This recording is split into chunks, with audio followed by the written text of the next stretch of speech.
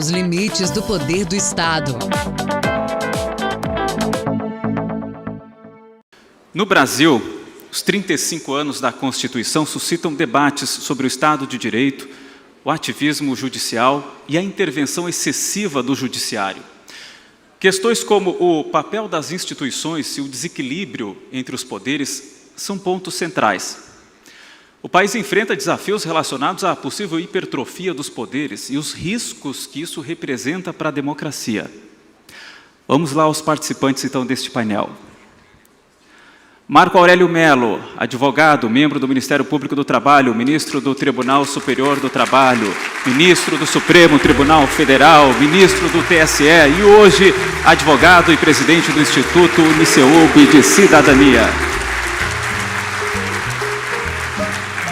Michel Temer, advogado e professor universitário, foi o 37º presidente do Brasil, assumindo o cargo em 2016 após o impeachment de Dilma Rousseff e permanecendo até 2018.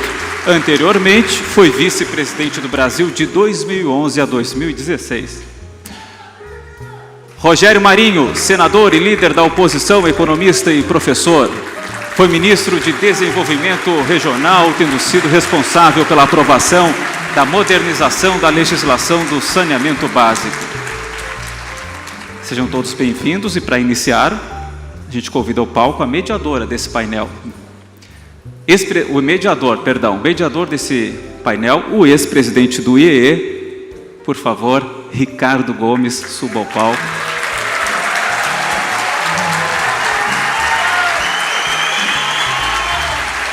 Lembrando que, vão aparecer aqui nos nossos painéis os QR Codes. Mesmo lá do fundo, é só abrir a câmera do celular, já tem um monte de gente apontando, vai ser direcionado para um espaço para perguntas para serem colocadas aqui, respondidas ao final deste painel. Com vocês. Muito boa noite. Prazer, uma honra estar com os senhores aqui no palco, mais uma vez no palco do Fórum da Liberdade. Uma das mais importantes lições que a história da política nos ensinou é que só é possível haver liberdade quando o governo é limitado. A garantia dos direitos individuais exige a limitação do poder do Estado. E duas das mais importantes ferramentas da limitação deste poder ao longo da história moderna são a separação de poderes e a submissão do poder à lei. Como disse James Madison, a acumulação de todos os poderes, executivo, legislativo e judiciário, nas mesmas mãos, sejam de um ou de muitos, sejam hereditárias, nomeadas ou eleitas, pode justamente ser considerada como a própria definição da tirania. Sobre a importância da lei, John Locke escreveu que o objetivo da lei não é abolir ou restringir, mas preservar e ampliar a liberdade. E concluiu: onde não há lei, não há liberdade. O debate político hoje está centrado não em uma ou outra política que o Executivo ou o Legislativo adotaram, mas na discussão da separação dos poderes e da submissão dos três poderes à lei. É como se tivéssemos regredido 40 anos para voltar ao debate da elaboração constitucional brasileira, ou 250 anos, se falarmos do Ocidente. É preciso retomar o caminho das reformas, do crescimento e da liberdade. E para isso, é preciso enfrentar o tema do limite do poder do Estado. E este é o tema desse painel. Para tratar desse tema, três eminentes nomes dos três poderes da República. Senador Rogério Marinho, ministro Marco Aurélio Mello e presidente Michel Temer. Em nome do IE, muito obrigado pela presença de todos e eu vou iniciar passando a palavra ao senador Rogério Marinho para a sua manifestação inicial. Se quiser.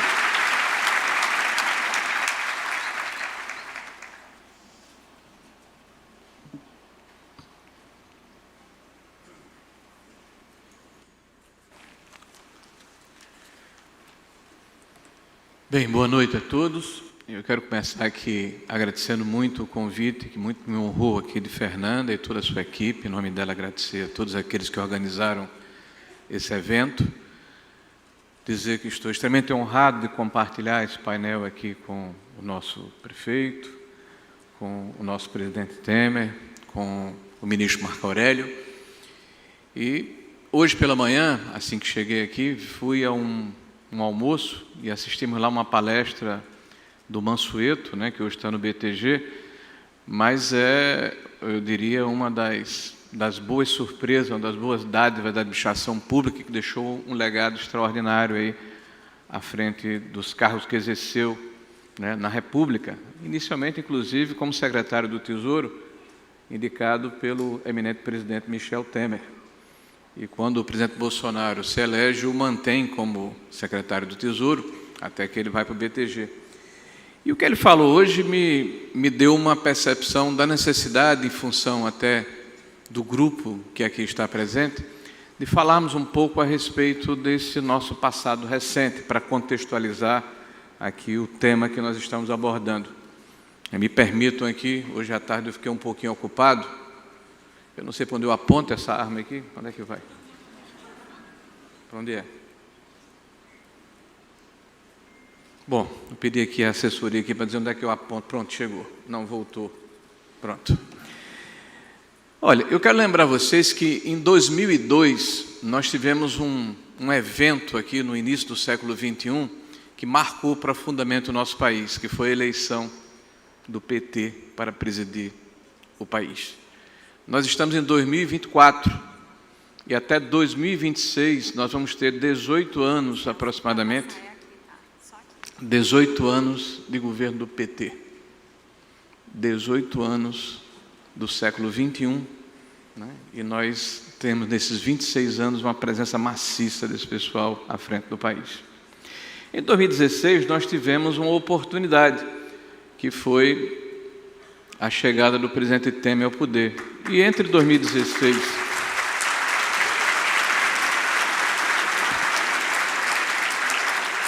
e 2022, olha o que aconteceu no Brasil em tão pouco tempo.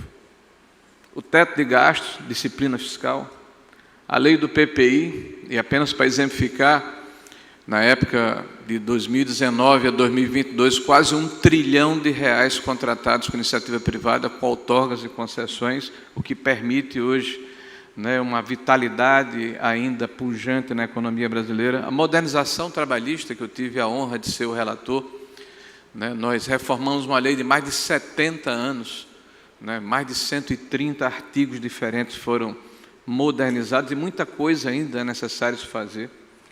A desalavancagem do BNDES, que começa no governo também do presidente Temer e é consolidada na época do presidente Bolsonaro, onde você aloca o crédito à disposição da sociedade, dos empreendedores, sem eleger os campeões nacionais, que é uma tônica desses governos estatistas do PT, e que isso está sendo revertido. Já há, inclusive, no Congresso Nacional, projeto para voltar o subsídio do BNDES, né? Então, nós estamos aí tentando segurar esse atraso, né, que está acontecendo. A questão da reforma da Previdência, que se inicia no governo do presidente Temer, e nós tivemos a oportunidade de liderar dentro do Congresso Nacional como secretário da Previdência e do Trabalho do governo do presidente Bolsonaro, que nos proporcionou quase 800 bilhões de reais de economia nos 10 anos, a partir de 2019.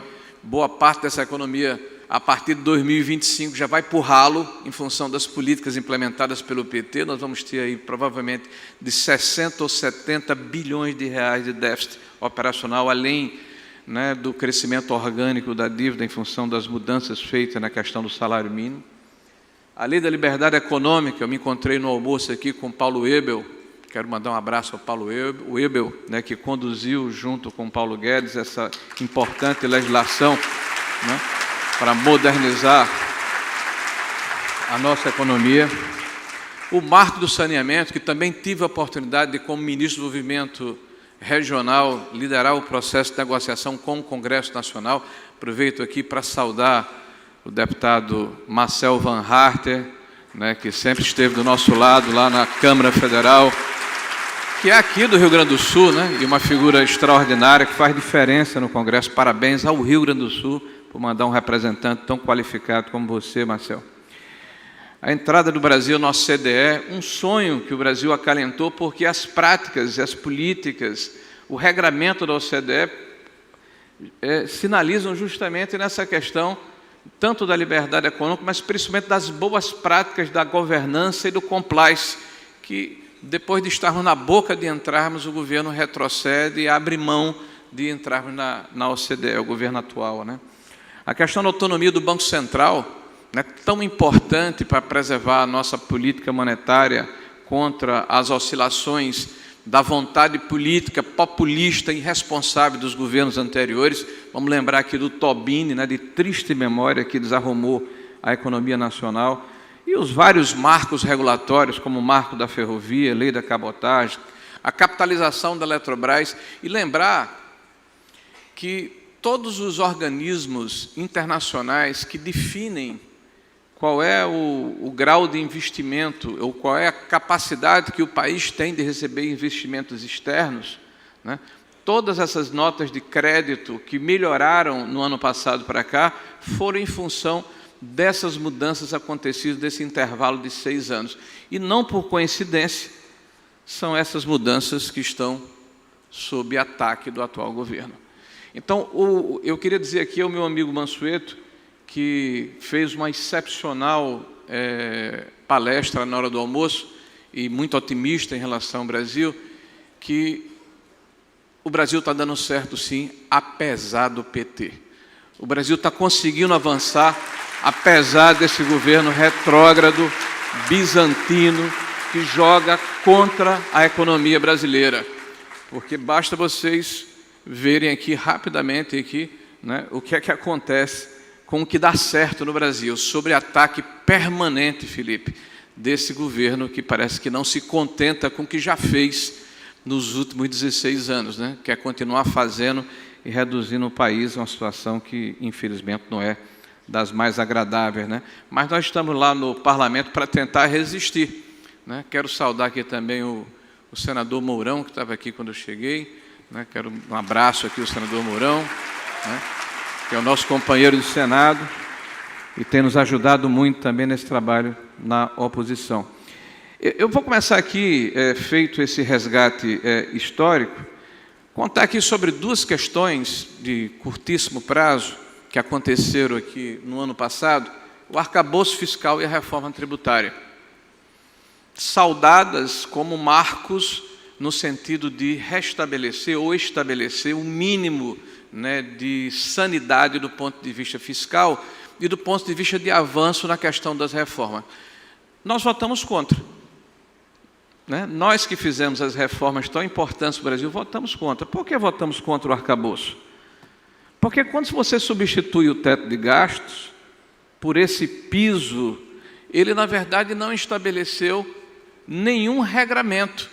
E o governo, esse ano, não colocou também em fósseis, ou seja, se o governo não cumprir o arcabouço, que já é bastante frouxo, ele não vai ter nenhuma penalidade pelo descumprimento do seu regramento fiscal. E vejam, já partiu de um patamar que parece que os economistas estão desconhecendo. Vocês estão lembrados do que aconteceu em 22, no final do ano? Se aprovou uma PEC em que se aumentou a receita, as despesas do país, sem contrapartida de receita e sem se anular despesas, em mais de 200 bilhões de reais. Esse foi o ponto de partida. Então, a partir de um rombo estabelecido de 2%, 200 bilhões de reais, na dívida pública brasileira, ou seja, você colocou por terra todo o esforço feito em 4 anos de trabalho, com apenas uma penada, você ainda estabeleceu um arcabouço fiscal frouxo, que não vai conseguir deter a curva do endividamento público do país. Isso é um fato. Tanto é que nós esperamos que, ao final deste governo, nos 4 anos, nós saímos aí de 73% ou 74% de relação dívida-PIB para mais de 80%, 82%, 83%, e com a curva ascendente. Isso gera, certamente, no futuro, para quem quer empreender, para quem quer investir no Brasil, uma dificuldade de conseguir recursos a médio e longo prazo, que são os recursos que interessam ao Brasil. E, ao mesmo tempo, esse arcabouço ele enfraquece a lei de responsabilidade fiscal, que foi um legado ainda do presidente Fernando Henrique Cardoso. Então, por isso, nós fizemos emendas, tentamos melhorar o arcabouço, não conseguimos, nos colocamos contra. E a reforma tributária, uma enorme oportunidade que o Brasil perdeu, porque o governo não participou da discussão e da elaboração da reforma tributária. Ela foi feita pelo Legislativo e as empresas e os empreendimentos e os segmentos econômicos que foram excepcionalizados, ou seja, receberam isenções dentro desse processo de negociação na Câmara e no Senado Federal, obrigaram os setores remanescentes da economia a terem, segundo o próprio ministro Haddad, um IVA de 29%, o que o nosso IFE, que é o Instituto Financeiro Independente lá do Senado da República, acredita que é mais de 30%. Nós vamos ter o maior imposto do mundo. Como é que você pode votar uma reforma tributária para gerar ou para legar aos brasileiros o maior imposto do mundo? Isso vai significar elisão fiscal, contrabando, descaminho e erosão da base de arrecadação. Não há como ficar de pé essa reforma tributária. Vamos ver o que é que vai acontecer agora na regularização através das leis complementares que virão ao Congresso Nacional. E, além disso, se vendeu aos governadores para que eles aderissem à reforma tributária um pacote de mais de 800 bilhões de reais de fundos regionais. Quem se lembra aí da Lei Candir é a repetição da Lei Candir. Ou você está gerando um passivo judicial, porque o governo nunca pagou a Lei Candir, sempre fez negociações a posteriores, ou gera um passivo judiciário, ou gera um rombo do ponto de vista fiscal que vai impactar mais ainda no endividamento do nosso país. Por isso, infelizmente, lamentando muito, trabalhamos, propusemos a modernização, propusemos modificações, mas o governo federal não participou do processo de elaboração e nós não poderíamos votar num projeto de reforma tributária que pode ter sido bom para alguns setores, mas no conjunto, no cômputo geral, vai ter muita dificuldade de ser implementada.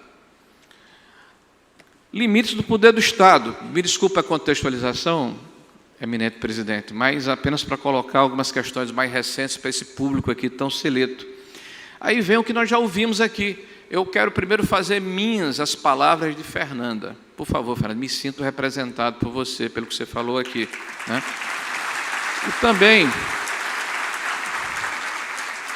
pelo nosso detentor aqui do prêmio aqui de liberdade de expressão.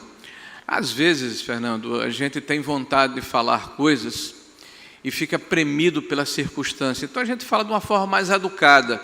Eu admiro muito a forma como você se expressa e vou me referir novamente aqui à juventude de Van Harten, que ele já está com cabelos brancos, ele é meio louro, né? Mas ele, assim, na sua impetuosidade, ele consegue talvez deixar mais claro o que a gente quer dizer e na nossa moderação a gente diz de uma forma diferente. Mas a gente converge para o mesmo lugar, né? O que é que nos inspira, o que nos anima, o que nos deixa irrequietos, né? É que nós estamos vivendo num país em que claramente é uma disfuncionalidade dos poderes. Há uma hipertrofia, que é o nome utilizado cientificamente, ou seja, um poder está se insurgindo, está se imiscuindo na prerrogativa de um outro poder. Eu vou lembrar aqui a questão das ADPF, vou dar um exemplo apenas, o ministro Marco Aurélio pode discorrer com mais propriedade do que eu. Em um determinado momento da pandemia recente, uma ADPF, uma ação direta, né, como é o nome, Marco Aurélio? Descumprimento, pois é, olha o nome bonito aí. Então, essa ADPF foi gerada por um grupo lá no Rio de Janeiro em relação à questão da necessidade de se impedir que as polícias ingressassem nas comunidades mais humildes do Rio de Janeiro. E o ministro Fachin, que foi o relator, né, a quem eu tenho todo o respeito, recebe essa DPF e, ao invés de dizer se ela é constitucional, inconstitucional, diferir ou indeferir, ele começa a praticar e exercer políticas públicas que são prerrogativas do Executivo. Como a polícia vai se comportar para prevenir racismo estrutural, para diminuir a letalidade da polícia, para avisar os órgãos que atuam na comunidade. O que é que aconteceu hoje no Rio de Janeiro? os bandidos do Brasil inteiro estão indo para o Rio de Janeiro, porque virou um santuário para ladrões, para bandidos, para marginais, pela intervenção bem intencionada de um ministro do Supremo Tribunal Federal, que deveria se limitar a cumprir a Constituição e passou a fazer política pública, que é prerrogativa do Executivo. Quem mora no Rio de Janeiro pode dizer com maior propriedade. Existem comunidades que tinham barreiras móveis, onde os donos do tráfico impediam o trânsito de pessoas. Essas comunidades passaram a ter barreiras fixas, porque não há mais o assédio dos policiais, que têm receio de subir, porque já estão sendo recepcionados, porque tem que avisar todas as autoridades constituídas, e quem sabe primeiro que ele vai subir é o bandido, o marginal, o facínora, o meliante, né, que se encontra nos seus locais onde exerce suas atividades, em função de uma boa intenção, né, que termina gerando distorções. E essas ADPFs, elas passaram a ser um padrão, né? Eu estou dando apenas aqui um exemplo. Além do que, nós estamos com problemas ligados à questão da definição de qual é o papel de cada poder. Quando se define a constitucionalidade de uma determinada regra, no meu entender, é constitucional ou inconstitucional. Mas o que é que acontece? Leis, praticamente leis com parágrafos, com adendos, com detalhamento de como aquela regra passa a ser aplicada. Então, essa normatização, que deveria ser uma condição do legislativo, passa a ser exercida pelo judiciário e passou a ser banalizado. Nós estamos com um problema muito grave. Qual é o limite de cada poder? E como o Executivo tem tido problemas de implementar a sua agenda, por exemplo, o Executivo quis modificar a questão do marco do saneamento. O Executivo quer reverter o processo de capitalização da Eletrobras. O Executivo pretende mudar a forma como se tratam, por exemplo, a questão dos precatórios. Não consegue no Parlamento, tangencia pelo Judiciário. Isso desequilibra a relação entre os poderes. Ora, se o Legislativo é, em última instância, a vontade manifesta da população, que vota a cada 4 anos para fazer um recall dos políticos que o representam ou não, é lícito imaginar que este poder deveria representar majoritariamente a sociedade brasileira. Então, essa disfuncionalidade termina gerando um desconforto na sociedade, aliado ao que nós chamamos de segurança jurídica. Nós estamos agora vivendo um momento em que está se discutindo a questão da mudança de foro. Tem vários exemplos, vou exemplificar apenas esse. Há 6 anos atrás apenas, foi prolatado um acórdão dentro do Supremo Tribunal Federal, acho que o ministro Marco Aurélio ainda estava lá, onde se definiu que o foro ela só deveria servir para os detentores do mandato no exercício da função. Então, na hora em que eles saíssem da função, qualquer ilícito, crime ou problema que ele tivesse ocasionado, seria colocado na instância subsequente, na primeira instância, como é de se imaginar. O que é que nós estamos vendo aí? Nós estamos vendo um inquérito que já dura 5 anos. 5 anos de um inquérito, que é o tal do inquérito fake news. E esse inquérito gerou centenas de outros inquéritos, e não termina nunca. E esse inquérito gerou outros inquéritos, e gerou uma espécie de padrão. E agora nós temos o inquérito de 8 de janeiro, e essa operação recente. E pessoas estão sendo condenadas por um processo que, na minha opinião, claramente é uma baderna, por descontrole, inclusive, ou falta de condição de quem deveria reprimir, condenando pessoas de 17, 14, 15 anos de detenção porque depredaram. E para justificar que essas pessoas que estão sendo julgadas pelo STF que não têm foro, se coloca que existe uma conexão com, eventualmente, pessoas que podem estar implicadas, que são detentores de mandatos. Eu não sei quem ainda. Certamente, quando em algum momento vai saber quem é. E o presidente Bolsonaro, que não tem mais foro? Por que ele está sendo julgado pelo STF? Bom, nós agora vamos mudar a forma como o STF entende que o foro é executado, e me parece claramente, me desculpe, casuísmo, essa é a palavra. Porque você está mudando uma jurisprudência em função de uma pessoa, de um cidadão, de uma circunstância, de uma conveniência. E isso gera instabilidade, insegurança jurídica, gera preocupação, porque se nós não temos, para nos proteger, o guarda-chuva comum, que é a Constituição, como é que nós vamos nos comportar na sociedade? Nós ouvimos aqui alguns depoimentos, que eu não vou repeti-los, mas que mostram claramente o desconforto que nós temos com esse tipo de situação. O princípio do juízo natural, a duração razoável de um processo, a imparcialidade judicial. Nós assistimos uma entrevista do presidente do inquérito dizendo que ele era a vítima do inquérito, que ele iria ser pendurado em praça pública e morto. Como é que esse cidadão que é vítima pode ter isenção para proferir uma sentença? A violação de direitos fundamentais do contraditório e ampla defesa. Quantos advogados reclamam que não têm sequer acesso aos autos? Né? Não conhecem o que é que está acontecendo. A indiferença ao titular constitucional da ação. O Ministério Público pediu várias vezes o arquivamento dessas ações. Afronta a inviolabilidade do mandato. O artigo 53 da Constituição é olimpicamente ignorado. E os inquéritos sigilosos. Aí me permitam ler, eu presenteei aqui, antes de começar a nossa fala, pedindo aqui anuência e vênia, estou concluindo aqui a nossa presidente, um livro autobiográfico de um parente meu muito próximo, que me referenciou na vida pública, que é de João Marinho. Em 1968, para aqueles que não foram apresentados esse fato, nós vivíamos um momento de exceção na nossa história. Em 1968 foi decretado o artigo institucional número 5, onde os detentores do poder naquela ocasião quiseram caçar um deputado pela sua palavra, pelo seu pensamento no púlpito. Meu avô, na época, era o presidente da Comissão de Constituição e Justiça. E ele disse, eu me disponho a fazer o debate, eu me disponho a contraditá-lo, eu me disponho a discutir com ele, mas caçar porque ele falou uma coisa que, eventualmente, pode magoar o detentor do poder, não. Bom, resultado, isso foi bater no plenário e o governo, na época, foi derrotado. 2 dias depois, foi fechado o Congresso Nacional, decretado as 5, e mais de 100 parlamentares tiveram seus mandatos cassados. E meu avô fez um discurso que dizia o seguinte, quando ele justificou o voto dele contra a cassação: o que está em jogo nesse lance é saber se poderemos praticar, pediria até a atenção do nosso ilustre homenageado, veja como a história ela é recorrente.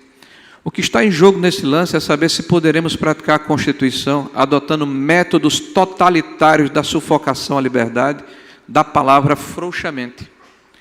Ou se defenderemos essa liberdade mesmo quando a palavra é injustamente usada, confiando em que ela possa ser contestada, não pela brutalidade do silêncio forçado, mas pelo contrário, pela ampla discussão. Eu acho que isso nunca foi tão atual. Quando nós vemos um esforço do judiciário, através da sua alta estatura, de parte da própria imprensa, que defende o cerceamento da liberdade, do establishment total, dizendo, olha, nós não podemos permitir que as pessoas se expressem contra determinados dogmas que foram colocados pelos detentores do poder. Eu acho que a liberdade está em jogo, e o nome desse fórum é o Fórum da Liberdade, e a gente tem a obrigação de dizer, pelo menos, que nós estamos incomodados e resistir. Então, viva a liberdade, viva o povo brasileiro e viva a democracia.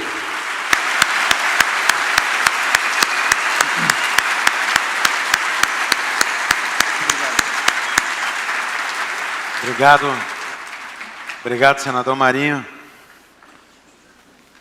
Eu convido agora para fazer as suas considerações o ministro Marco Aurélio Mello, por gentileza, ao seu critério, se da cadeira ou da tribuna.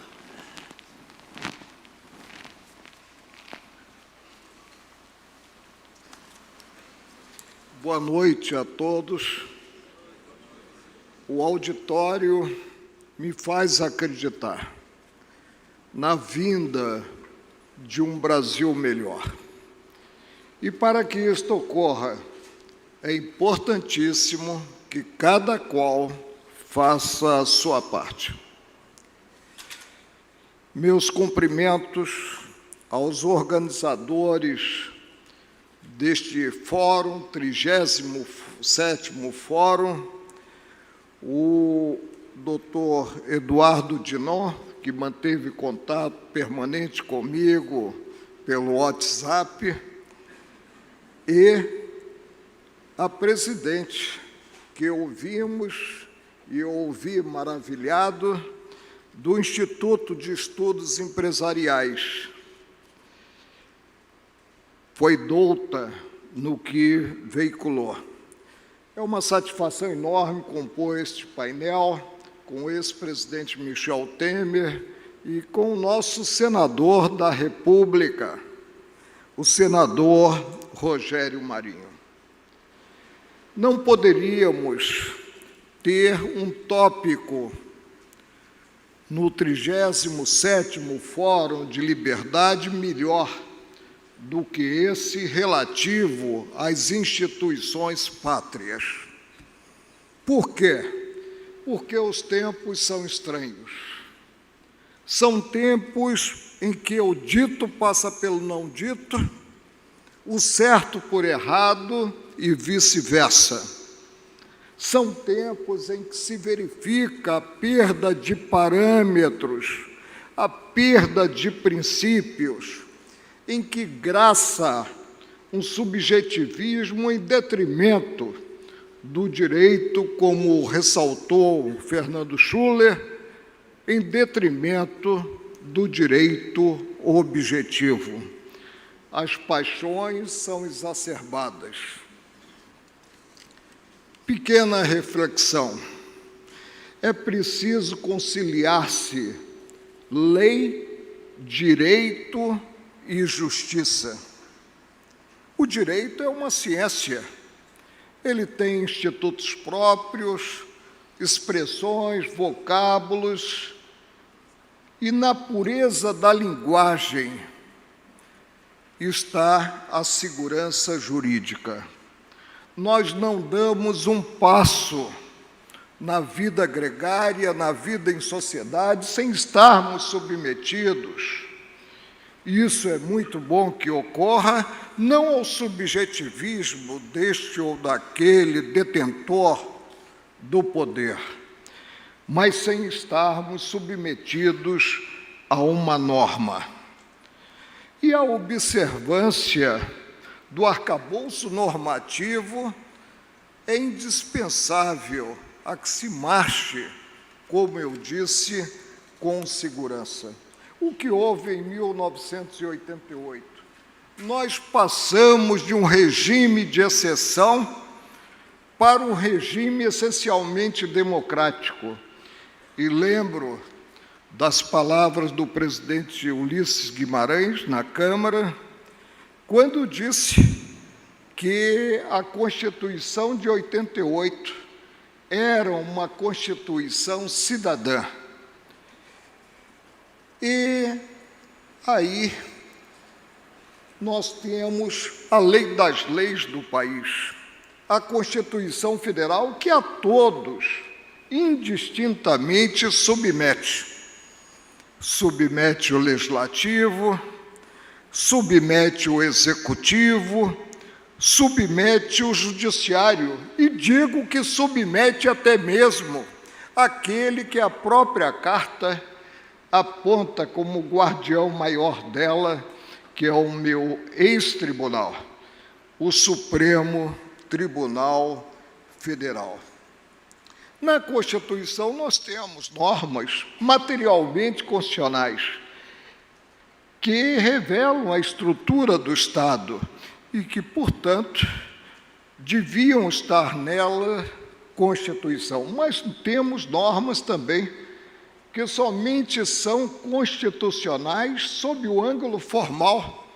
Dou exemplo, em 1988, considerado o Estado democrático de direito, considerado dar-se uma garantia maior aos prestadores de serviços, transportou-se da consolidação das leis do trabalho para o documento básico, a disciplina da prescrição trabalhista. O que se imagina quando se pensa em lei das leis? Se imagina algo como ocorreu relativamente à Constituição do Império de 1824, Se imagina um documento estável, um documento longevo, um documento que pode passar, sim, por aperfeiçoamento, muito embora a Constituição de 1824 somente tenha sofrido uma emenda sob o ângulo de norma constitucional material. Se formos à Constituição, nós vamos ver que muitos são os requisitos para aprovar-se uma emenda constitucional. A começar pela iniciativa, exigindo-se um terço dos membros da Câmara ou do Senado, exigindo-se a provocação do presidente da República ou a provocação de mais da metade das assembleias dos estados, deliberando cada qual por maioria simples. E há óbices. Não se pode ter emenda constitucional se reinante intervenção, se reinante estado de defesa, se reinante estado de sítio. E a emenda deve ser discutida e votada em cada casa do Congresso, na Câmara e no Senado, portanto, em 2 turnos, exigindo-se uma maioria qualificada para aprovação de 3/5. É promulgada pela Câmara e pelo Senado. E tem-se vedações. Não é possível a emenda constitucional para modificar a forma federativa de Estado, para afastar-se do cenário jurídico o voto direto, secreto, universal, periódico, para afastar-se algo muito importante de pensar-se nos dias atuais, a separação dos poderes, para afastar-se direitos e garantias individuais. E rejeitada a emenda, só pode haver a reapresentação de proposta, a provocação em outra sessão legislativa. Trata-se de um documento estável? A resposta é desenganadamente negativa. Vigorando por cerca de 35 anos, já foi a Carta Cidadã emendada mais de uma centena de vezes. Eu costumo até, para descontrair aqueles que me ouvem, contar algo que compõe o folclórico. Certa vez, um cidadão entrou em uma livraria e buscou comprar um exemplar do livrinho, como apontava o presidente Eurico Gaspar Dutra, ou seja, um exemplar da Constituição Federal. E o rapaz que o atendeu simplesmente disse que aquela livraria não trabalhava com periódicos. É possível darmos esperança vã à sociedade? É possível pensarmos que, mediante novas leis, novas emendas constitucionais, nós teremos dias melhores, dias que possam merecer o nosso contentamento? Não. O que nós precisamos é de homens, principalmente homens públicos, detentores do poder, que observem o arcabouço normativo. É importante que aquele que ocupa cargo público atue com diligência maior do que teria sido a defender os próprios interesses. Atue com pureza d'alma, com desassombro, com coragem, tendo em vista que a coragem é a síntese de todas as virtudes. Não adianta a pessoa ser habilidosa ter conhecimentos múltiplos, se é pusilânime, se simplesmente não atua com coragem. A Constituição revela que a República é formada pelos estados, municípios e Distrito Federal, e que há um tripé que se quer revelado por poderes harmônicos e independentes: o poder legislativo, o poder executivo e o poder judiciário. Qual é o pressuposto, a premissa inafastável para ter-se consagrado o que previsto na lei maior? Que cada poder, e de bem intencionados o Brasil está cheio, cada poder atue em sua área. O legislativo, evidentemente, normatiza. O executivo executa, com exceção das medidas provisórias que podem ser editadas em penada única, a pressuporem sempre urgência e relevância, e mesmo assim com submissão imediata, sob pena de trancamento da pauta, eu diria, para qualquer outra matéria, não apenas para apreciação de outras medidas provisórias da pauta do próprio Congresso. O Judiciário é responsável, como a última trincheira da cidadania, é responsável pelo restabelecimento da paz social momentaneamente abalada, e discrepa do Estado democrático de direito, gerando círculo vicioso. Eu costumava dizer na bancada, quando ainda tinha a capa sobre os ombros, que quando o Supremo avançava, lançava um verdadeiro bumerangue que poderia vir à testa. Deve atuar,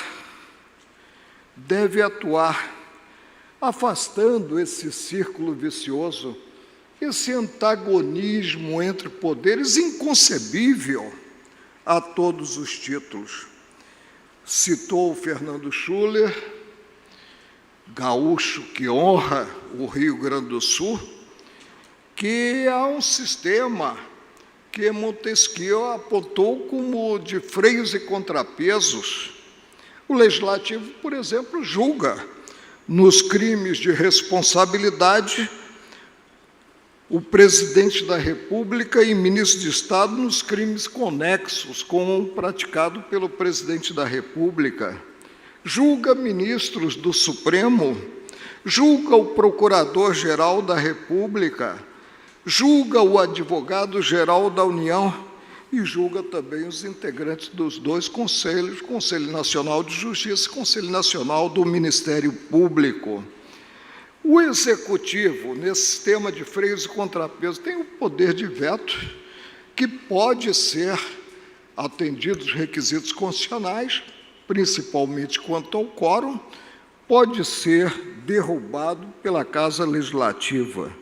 O Judiciário, última trincheira da cidadania, como eu disse, declara a nulidade de atos inconstitucionais e declara ilegais atos oficiais do Executivo e do Legislativo. Nós temos no país, para se ter uma ideia, 5.568 câmaras de vereador. Nós temos no país 26 assembleias legislativas e mais a Câmara Distrital no Distrito Federal. Temos a Câmara Federal, a Câmara dos Deputados e temos o Senado Federal.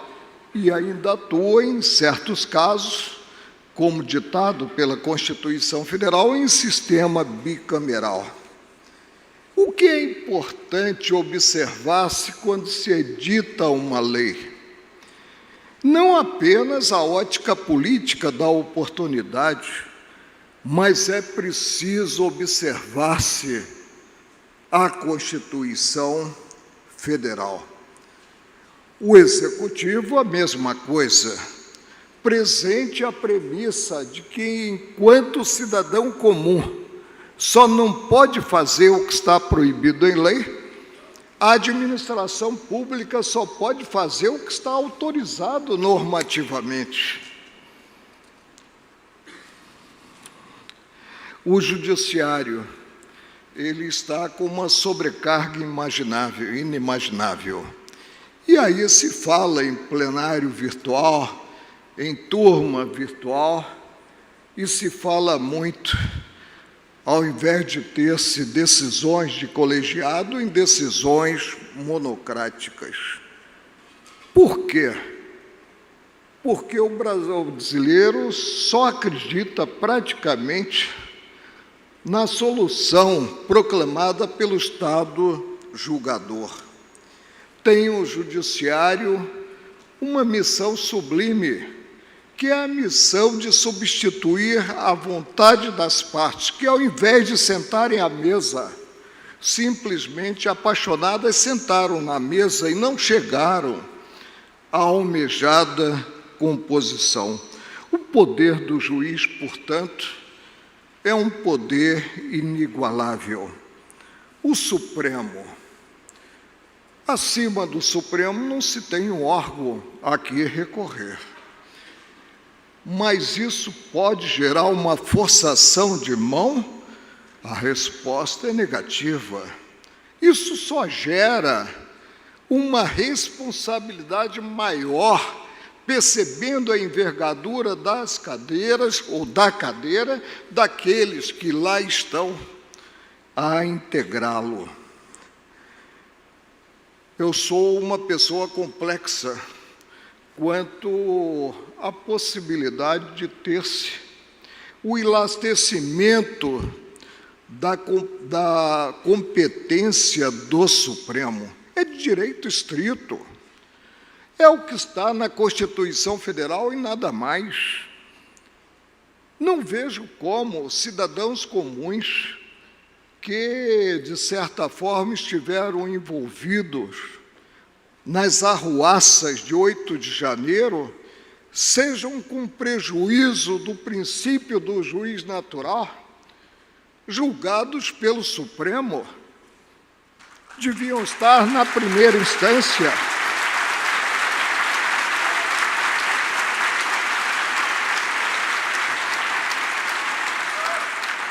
Deviam estar na pedreira da magistratura, que é a primeira instância, e com o direito constitucional ao recurso para o tribunal competente, para com o direito ao recurso de revisão.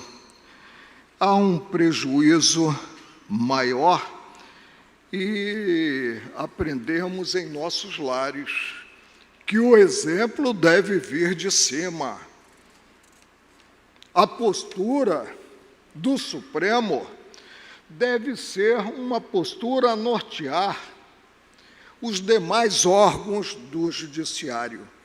Agora mesmo estão julgando, estava no plenário virtual, eu só acredito em plenário olho no olho, na discussão, só acredito no plenário presencial, físico,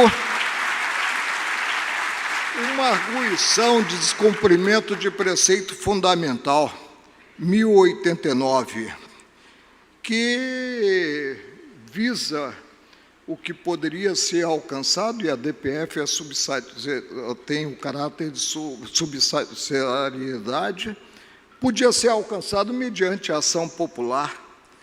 E aí se discute se é possível cônjuge, companheiro, parente direto e colateral até o 2º grau do chefe do Poder Executivo, integrante do Parlamento, ascender à mesa diretora da própria Casa Legislativa. É algo que fica no ar.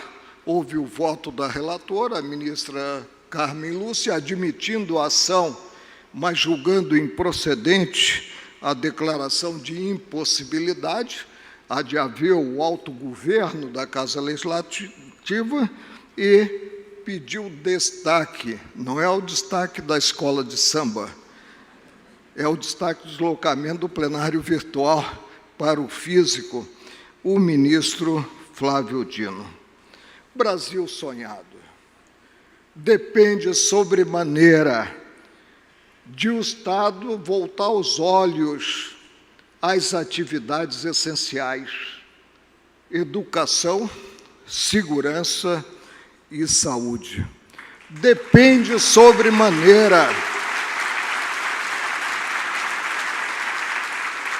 do respeito à ordem jurídica constitucional. Volto à tecla inicial: paga-se um preço por se viver em uma democracia, é módico. O respeito irrestrito ao que o Fernando Schuller apontou como direito objetivo, direito aprovado pela Casa Legislativa. É um preço módico que precisamos pagar. E assim avançaremos, e fazendo cada qual a sua parte, e eu tenho esperança em um Brasil melhor, nós chegaremos ao resultado positivo. Muito obrigado a todos pela atenção que tiveram em me ouvir.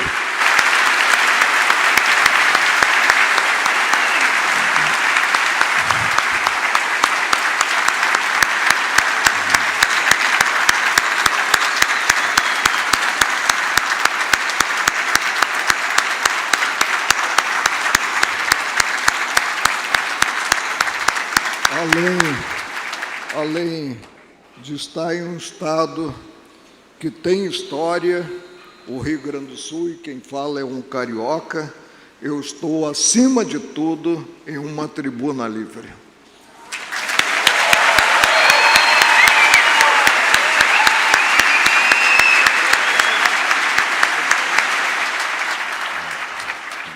Obrigado. Muito obrigado, ministro Marco Aurélio Mello. E com honra eu passo a palavra ao ex-presidente da República, doutor, professor de Direito Constitucional, Michel Temer.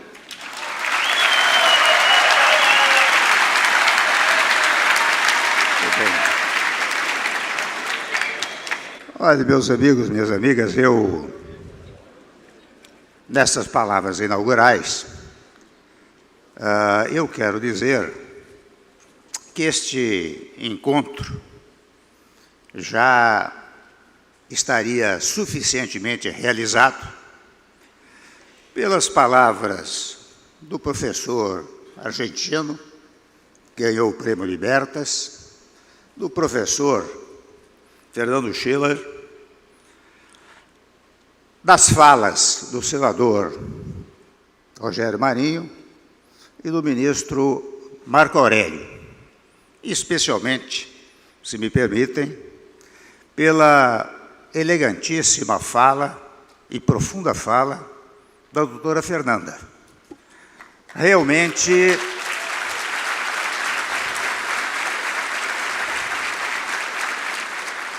eu acho que os assuntos principais que deveriam ser versados nesse encontro já foram aqui expostos e muito bem expostos. Mas, ao longo das falas que eu ouvia, ocorreu-me dizer que tudo isto parte de aspectos conceituais que são até triviais, frugais, quase banais em matéria jurídica e que estão sendo desprezados nos últimos tempos. Não de agora, apenas, mas de um largo período para cá. E para sustentar, prefeito Mello, doutor Jorge, para sustentar o que eu quero dizer que é interessante de vez em quando,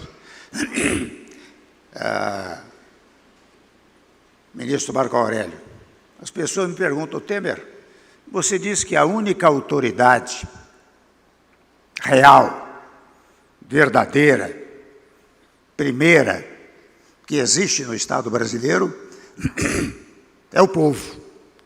Mas onde é que está a vontade do povo? Eu digo, a vontade do povo está no texto constitucional, que é a lei magna do país, que assim se denomina apenas porque vem do verbo constituir e nada mais do que isso. E como é que o povo se manifestou nesta constituinte que culminou com a reconstituição do Estado brasileiro em 5 de outubro de 1988? Evidentemente, não era possível reunir em praça pública 170, 180 milhões de brasileiros ou, eventualmente, estrangeiros que pudessem dizer de que maneira queriam reconstituir o Estado. Então disseram, e aqui vai uma extraordinária obviedade, disseram, nós vamos eleger representantes que em nosso nome vão expressar a nossa vontade num texto magno do país, na Constituição brasileira. A mim mesmo, foi meu primeiro mandato, me disseram, Temer, vai lá e representa a minha vontade.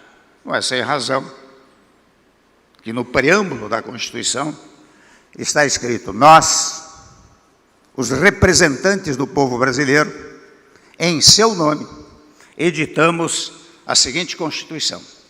Portanto, interessante o preâmbulo, as pessoas dão pouca importância, mas o preâmbulo é a síntese da vontade política do povo quando mandou os representantes para formatarem o novo Estado brasileiro. E é interessante que, e também volta ao preâmbulo, portanto o preâmbulo é o recado político, como a ideia da paz, da harmonia entre brasileiros e entre instituições, foi uma determinação do texto constitucional, portanto, do povo brasileiro que se expressou por meio daquele texto. Eu fui presidente da República e ocupei outros tantos cargos no cenário político administrativo do país. Mas eu era a chamada autoridade constituída. E por que constituída? Secundária. E por que secundária? Devendo obedecer à vontade primeira, à vontade primária, que é a vontade do povo, que, volto a dizer, está expressada no texto constitucional. Eu digo isso, meus senhores e minhas senhoras, que muitas e muitas vezes as pessoas chegam aos cargos e imaginam que lá chegaram como levados por uma centelha divina. E não chegaram, chegaram pela vontade do povo. Portanto, devem obediência àquela vontade primeira do povo. Toda vez que há uma desobediência ao texto constitucional, o que há não é uma mera inconstitucionalidade, é uma agressão à vontade do povo, que se expressou daquela maneira, deputado Hatten. Foi dessa maneira que o povo quis reconstituir o Estado brasileiro. E até disse, olha aqui, e me permito essas palavras singelas, simplificadoras, né? Muitas e muitas vezes nas minhas aulas eu tento simplificar os conceitos, né? Fiz isso no passado, faço mais modestamente agora. O povo também disse, olha aqui, nós não vamos poder nos reunir, como se fazia na Grécia Antiga, para editar o ato geral, que é a lei, para executar o disposto no ato geral e para, eventualmente, jurisdicionar, portanto, julgar. Então, nós vamos criar órgãos, não é? Estou dizendo obviedades, porque isso está na Constituição atual, mas vem lá de Montesquieu, quando Montesquieu pregou a teoria de que o poder não era do soberano, mas era do povo, e que o povo deveria exercitá-lo por meio de órgãos distintos, um que legisla, um que executa, outro que julga. Mas foi assim que se fez na Constituição de 1988. E o povo disse expressamente, olha aqui, os poderes são independentes. E independência significa que cada poder terá orçamento próprio, competência própria, administração própria. mas harmonizarão a sua atividade. Porque, na verdade, a repartição de competências era uma mera repartição didático-administrativa. Não existe uma tripartição de poderes, existe uma tripartição do poder, porque o poder é um só, é o poder do povo. Está dito na Constituição que todo poder emana do povo e em seu nome é exercido. Portanto, quando se organizam estes órgãos do poder, o povo diz: como vocês vão falar em meu nome, vocês vão de falar pela minha vontade. Portanto, vão de harmonizar a sua atividade. Daí porque eu não tenho a menor dúvida em dizer que toda vez que há uma desarmonia entre os poderes, o que há uma inconstitucionalidade, porque há uma violação à vontade do povo. Mas é interessante também notar o seguinte, nós vivemos num clima de extrema litigância entre brasileiros e entre instituições. Não apenas, Rogério Marinho, entre os órgãos do poder, mas até entre corporações. Lamento dizê-lo, cada corporação no Brasil quer mais e mais para si, para isolar-se do poder e, portanto, não cumprir uma regra determinante do texto constitucional, que é a hierarquia funcional. Nós temos isso no nosso sistema constitucional.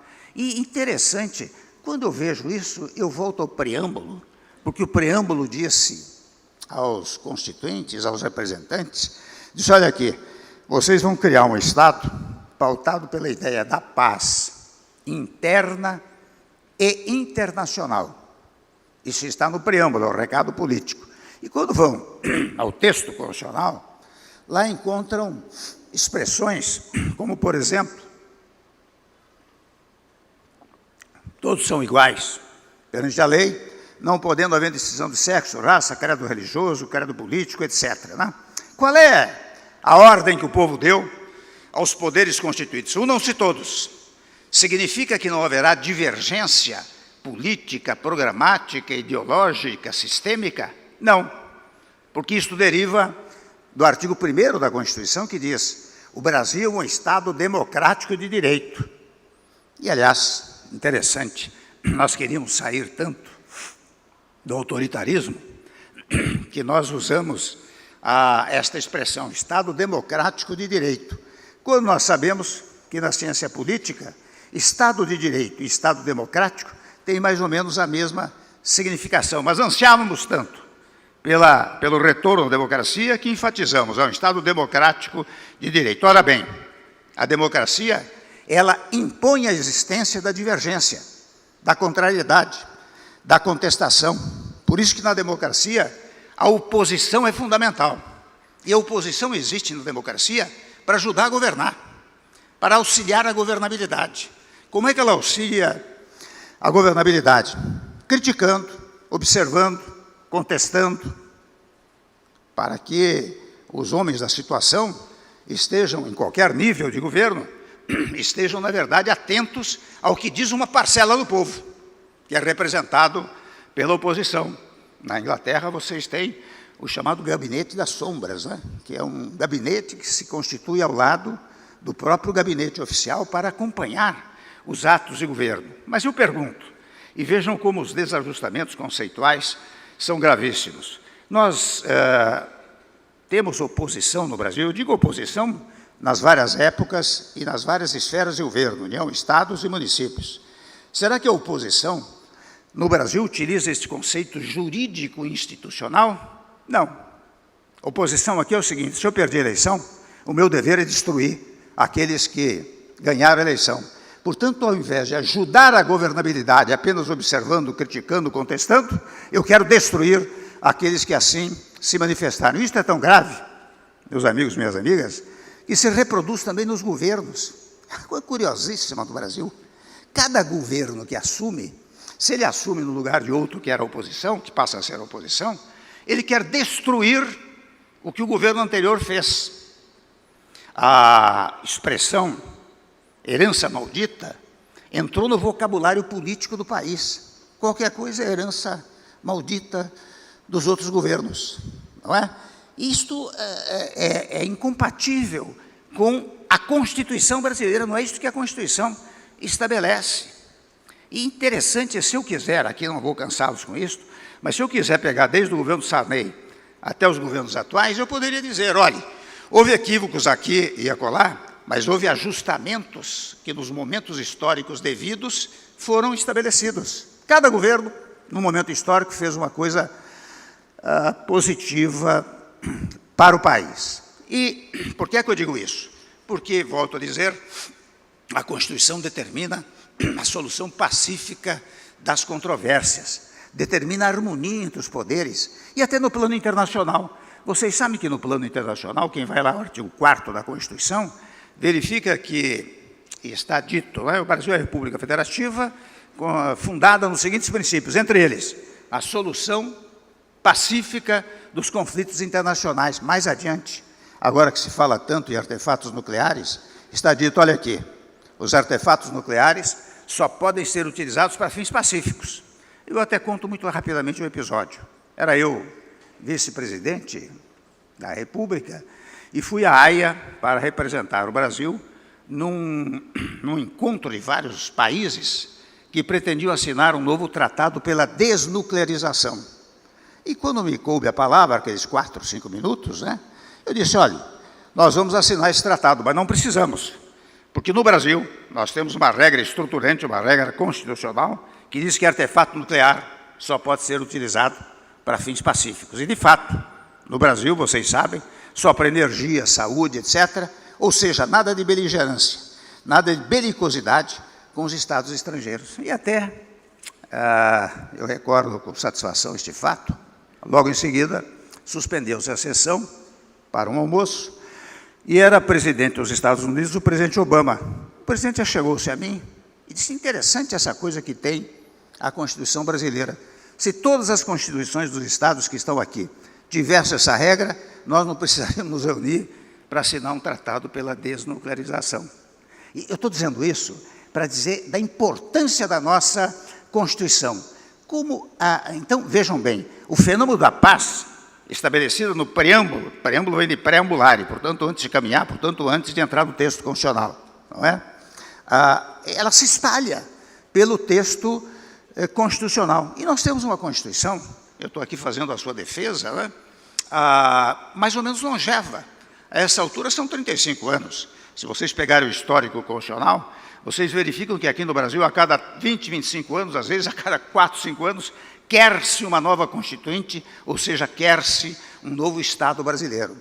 E esta já tem 35, vai indo para 36 anos. E eu penso que ela teve, digamos assim, apesar da sua pormenorização, do seu detalhamento, ela, de qualquer maneira, ela conseguiu amalgamar os princípios liberais com os princípios sociais. Liberdade de iniciativa, direito à propriedade, os direitos individuais catalogados no artigo 5º da Constituição Federal, que tem 79 incisos, que não são exaustivos, são exemplificativos, porque o parágrafo diz, olha aqui, este elenco não impede o desfrute de outros derivados da interpretação constitucional e de tratados internacionais de que o Brasil faça parte. São direitos liberais, direitos fundamentais para a sustentação do Estado brasileiro. Mas, ao mesmo tempo, lembrava o ministro Marco Aurélio, nós levamos para o texto constitucional, por exemplo, os direitos do trabalhador, não é? Está lá no artigo 7º da Constituição Federal, que é encimado pelo artigo 6º, cujo título é dos direitos sociais. E quando diz saúde, segurança, educação, são direitos de todos os brasileiros e devem ser patrocinados pelo Estado. São direitos sociais. Este amálgama, esta mistura dos direitos sociais com os direitos liberais é que permitem a longevidade do nosso texto constitucional. Agora, é claro que eu poderia dizer interessante, mas será que tudo isso está sendo obedecido no país? Será que tudo isso está sendo levado em conta? Veja, nós estamos aqui com o Rogério Marinho, que foi o relator de um projeto importantíssimo, que foi a reforma trabalhista. E vocês sabem que mexer em direito de trabalho é mexer em vespeiro. Quando nós resolvemos fazer a modernização trabalhista, nós chamamos o ministro, Ronaldo Nogueira, aqui do Rio Grande do Sul.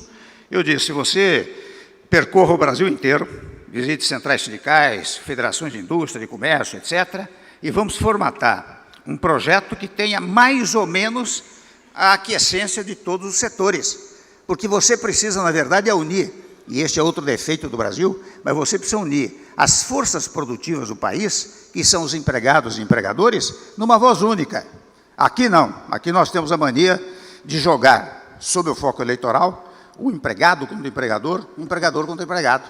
Quando, na verdade, são duas forças fundamentais. Há pouco tempo eu fazia o prefácio de um livro do Deng Xiaoping, da vida do Deng Xiaoping, de um americano.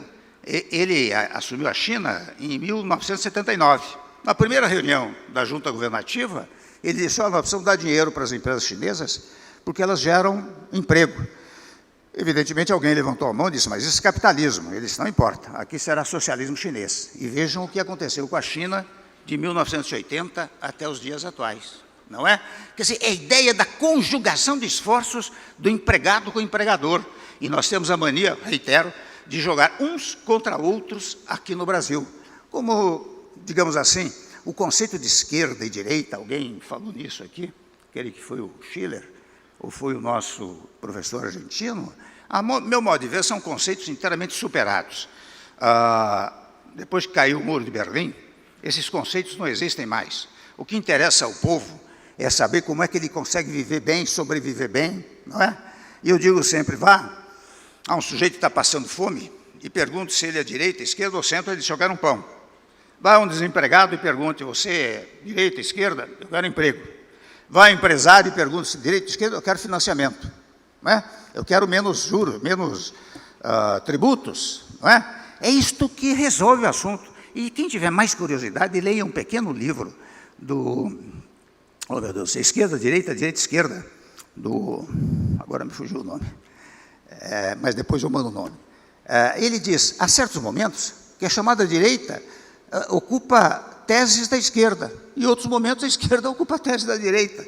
Então, o que vale para as pessoas é saber como o país vai vindo, como a sua casa está sendo administrada, como a sua família está vivendo, como ele próprio está sobrevivendo.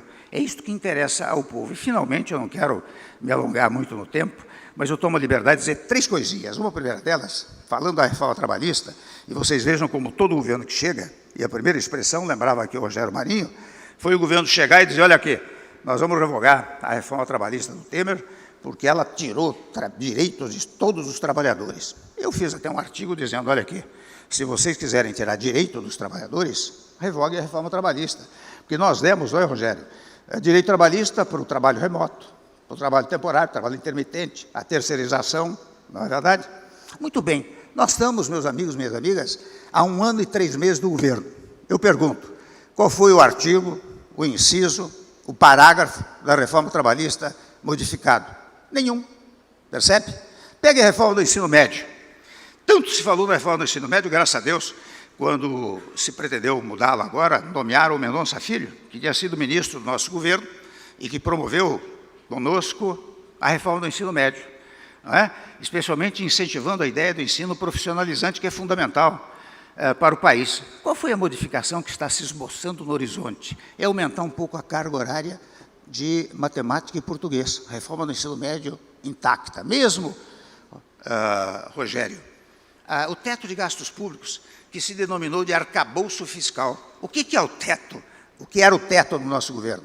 O teto era: você só faz um novo orçamento baseado na inflação do ano anterior. Só isso é que você pode acrescentar. Hoje, o teto é a inflação do ano anterior, mais 0,6 a 2,6 da receita líquida. Se vai dar certo numericamente ou não, é outro problema, mas é um teto, não é? Portanto, tudo estabelecido desta maneira. Vejam que o Brasil tem um mau hábito de desmoralizar o passado, não é? De desmoralizar. E essas coisas são tão frugais, tão triviais, né? Que eu, às vezes, me pejo de manifestá-la. Há pouco tempo, falando no exterior, e eu insisto muito nessa tese da pacificação, alguém me disse: mas o Temer, vem cá, você não está sendo um pouco ingênuo com essa radicalização que se opera no país, e não só no Brasil, em várias outras partes do mundo, eu disse, olha, eu vou responder com 2 exemplos. Gandhi e Mandela, pacifistas, lembrados permanentemente e aplaudidos. Hitler e Stalin, lembrados o tempo todo e detestados. De modo que vale a pena a pacificação. Ora bem, a nossa Constituição, ela pauta-se pela ideia da pacificação, da interação das pessoas, da interação dos poderes. E quando essa desarmonia, que tantas vezes foi apontada aqui e aplaudida por todos, nós dizemos, nós não estamos no melhor caminho, temos que modificá-lo.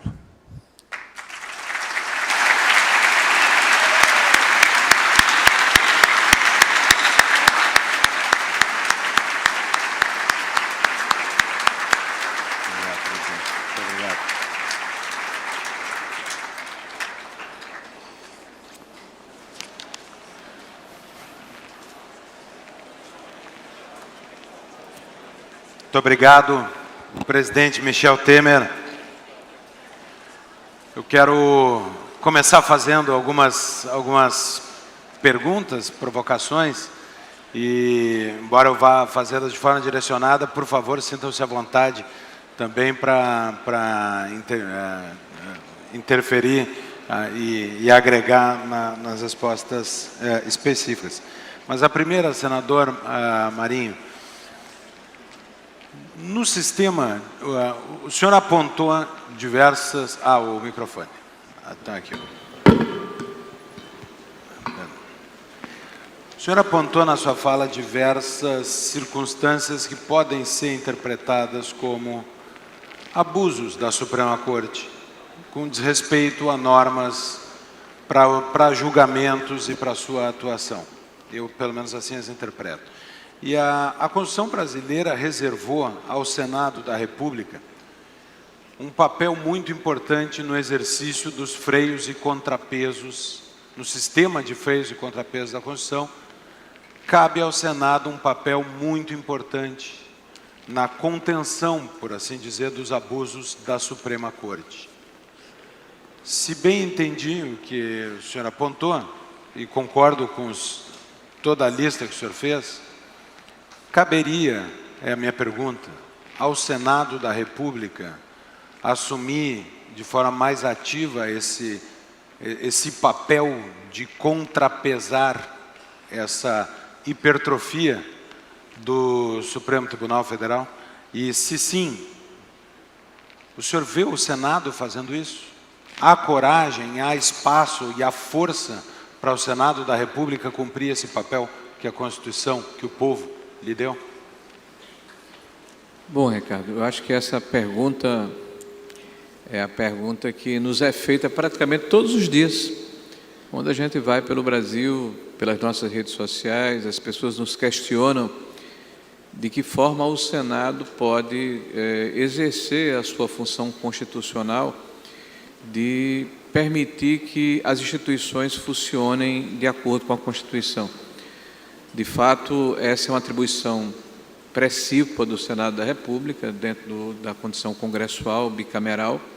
Cabe, e aqui foi discorrido pelo nosso eminente ministro Marco Aurélio, essa função de julgar os ministros do Supremo Tribunal Federal, o presidente da República, os membros do CNJ, do CNPM, enfim, os ministros de Estado, o advogado-geral da União. É uma atribuição nossa do Senado. Agora, é bom lembrar que o Senado é um colegiado, e um colegiado presidencialista. Pelo regimento do Senado, quem pauta um eventual processo de impedimento ou alguma eventual penalidade é o presidente do Congresso Nacional. Nós somos lá 81 senadores, e parece que entre 25 a 28 senadores têm uma nitidez maior no campo das oposições. Nós, pegando aqui o gancho do presidente Temer, nós não somos oposição ao país, nós estamos lá defendendo um legado, e por isso mesmo várias das iniciativas do governo atual de tentar desconstruir o que foi feito nos últimos 6 anos têm tido rechaço do parlamento. Dependendo da dependendo da pauta, nós temos um número maior de senadores, mas para uma ação como essa, eu não vejo hoje número suficiente para permitir o estabelecimento de um processo de impedimento.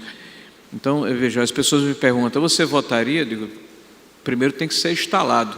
Se eu faço uma crítica hoje a alguns membros do Supremo Tribunal Federal que fazem pré-julgamento, né, eu não poderia me comportar parecido sobre pena de incoerência, né? Caso fosse instalado um processo, eu me debruçaria sobre as provas apresentadas, né, observaria o contraditório e tomaria a minha posição à luz da Constituição e do legado que eu represento. Obrigado, senador. Ministro Marco Aurélio, o senhor foi, talvez não vítima, mas objeto, quiçá,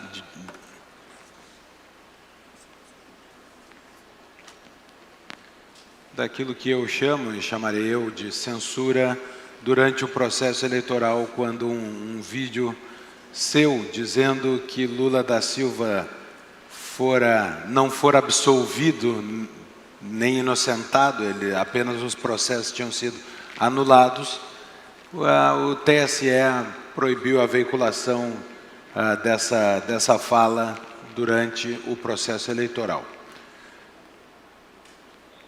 Eu poderia citar também, não vou citar pessoalmente, mas um ministro que disse em um determinado momento que, abre aspas, nós vencemos o bolsonarismo, fecha aspas. O que não parece uma atitude de isenção e distanciamento do processo político que caberia num tribunal eleitoral na Suprema Corte. A minha pergunta é, há uma contaminação exacerbada na Suprema Corte e no Tribunal Superior Eleitoral, e o tema da liberdade de expressão no ano eleitoral, quando parece que deve ser mais importante ainda do que em dias ordinários, há problemas nessa liberdade de expressão no Brasil e há uma verdadeira independência do Tribunal Superior Eleitoral. Já vi entrevistas suas dizendo do peso que tem a presidência do Tribunal Superior Eleitoral sobre os demais membros. Há uma independência nesse momento? Há a prudência e o distanciamento necessário para conduzir com harmonia o processo eleitoral deste ano e dos próximos?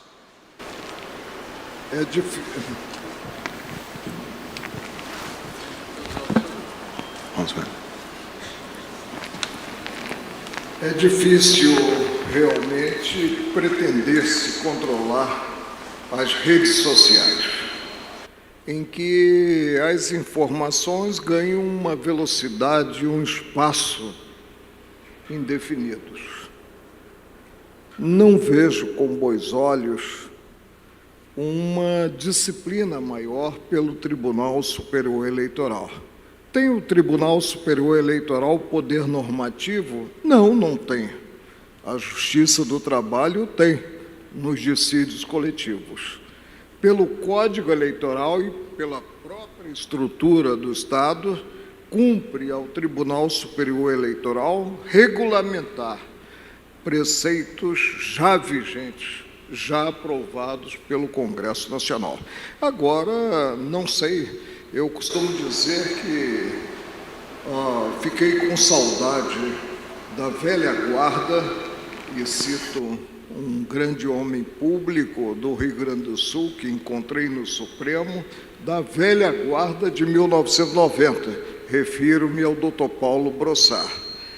E o mais importante para mim é que se tenha humildade para receber as críticas e se tenha humildade para evoluir. Nietzsche dizia que só os mortos não evoluem. E reconhecer possíveis erros de procedimento e erros de julgamentos ocorridos. Agora, tudo passa.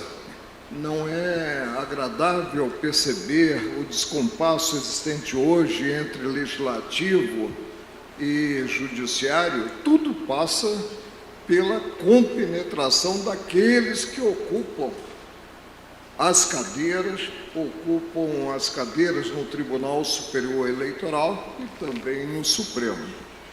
Vamos fazer a nossa parte, vamos continuar com as críticas construtivas e almejando com esperança dias melhores em termos de entendimento. Obrigado, ministro. Presidente Temer, o senhor mencionou o gabinete sombra, né, e eu vou mencionar uma outra instituição da organização política britânica, que é o Conselho Privado da Rainha, do qual ela se socorre quando quer ouvir conselhos. As repúblicas desenvolveram ou adaptaram os conselhos, o Conselho da República, o Conselho de Estado, mas em ao menos um momento importante da República, eu me refiro ao 7 de setembro do ano retrasado, não foi a um conselho, mas a uma pessoa que o então presidente da República recorreu, ao que consta, que foi ao senhor, como uma fonte de conciliação. Um papel que o senhor já fez no Brasil, quando assumiu a presidência da República, no momento de ruptura da paz institucional. O senhor tem sido, portanto, uma salvaguarda de pacificação e de harmonização dos poderes. E a minha pergunta é, o senhor vê os poderes no Brasil hoje, como comanda a Constituição, independentes e harmônicos entre si? Qual é a sua percepção quanto ao grau de harmonia e independência dos poderes hoje? Não, isso não é uma pergunta, é um elogio, né? Isso é um elogio. Mas eu quero dizer o seguinte, que é interessante, eu sempre tive, eu digo com frequência, que a Constituição resolve todos os problemas, né? Se me permite até, é interessante, eu vou tomar a liberdade de dizer uma coisa aqui, referentemente à liberdade de imprensa. Vocês sabem que não existe na Constituição uma dicção referentemente à liberdade de imprensa? Tem a de liberdade de informação. Então, a liberdade de informação não é em favor do empresário da imprensa, é em favor do povo. Ela é fruto da democracia, não é? Sendo assim, você veja que a liberdade de imprensa é conteúdo de um continente chamado liberdade de informação. E a liberdade de informação, por sua vez, está num continente chamado o povo tem direito a saber tudo. Por isso que toda e qualquer censura é inadequada.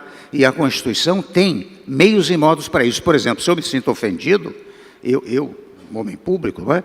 Eu tenho no plano penal, injúria, difamação, calúnia.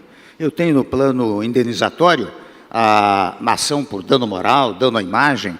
Quer dizer, a Constituição acaba resolvendo tudo. Ora bem, no caso dos poderes do Estado, é evidente que há um ou outro conflito. Naquela ocasião em que o presidente gentilmente, o presidente Bolsonaro, me telefonou e dizendo o que é que eu tinha achado, eu tomei a liberdade de dizer que não foi muito próprio, que nós deveríamos tentar ajudar a recompor aquilo, e de fato, e veja que é interessante, aí entra uma outra coisa da democracia, que é o diálogo.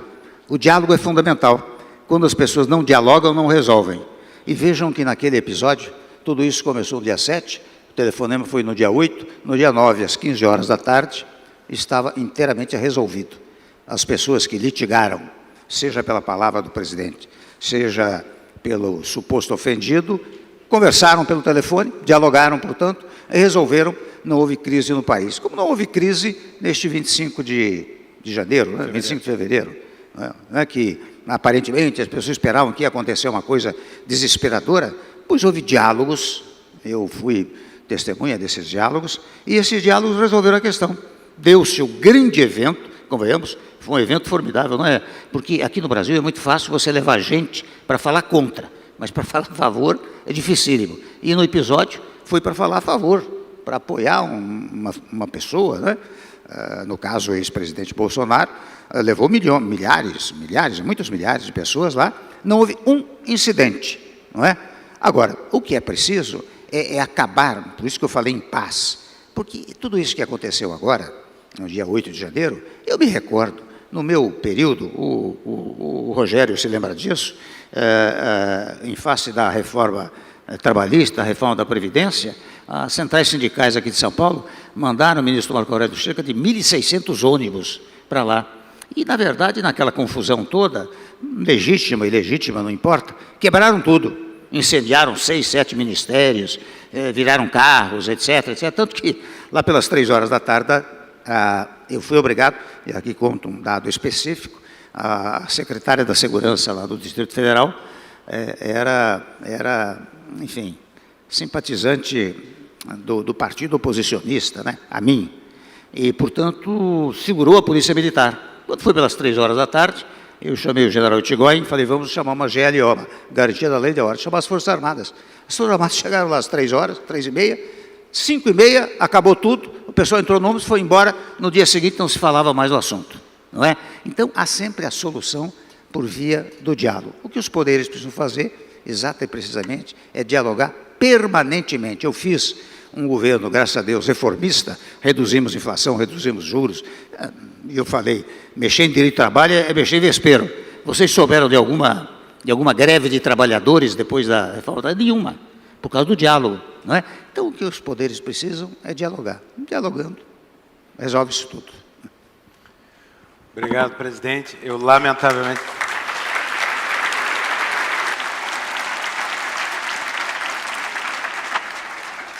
A presidente Fernanda me faz sinal de que, lamentavelmente, nós temos que concluir. Eu teria ainda algumas perguntas e algumas da plateia para fazer, mas eu quero terminar agradecendo muito a presença dos senhores, as suas palavras, e principalmente essa plateia recorde do Fórum da Liberdade, que nos dá esperança de ver que o Brasil que os senhores apontam é possível. Muito obrigado, senhor.